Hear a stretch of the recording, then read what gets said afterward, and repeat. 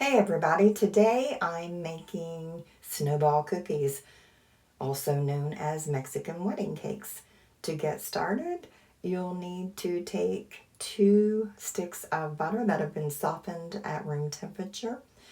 Add that to your bowl along with a 1/4 cup of powdered sugar. If you're using unsalted butter, go ahead and add a 1/4 teaspoon of salt. I'm adding salted butter. Now you want to mix that on medium-low until it's nice and creamy.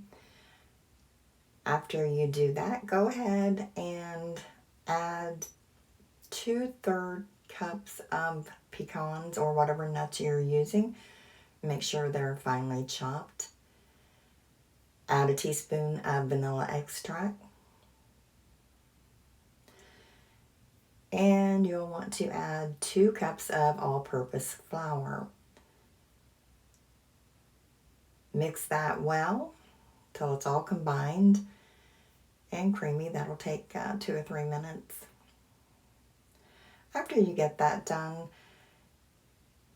go ahead and put that into a dish to put it in the refrigerator to chill for at least 30 minutes. It makes it a lot easier to roll the dough into balls. So after you've chilled your dough, go ahead and make your balls. Mine are about 1 inch in diameter. You can do whatever size you like, just make sure they're all consistent so they bake evenly. After they baked, I baked mine for about 12 minutes in a 350-degree oven that I preheated. So after that, you can go ahead and dip them into the powdered sugar.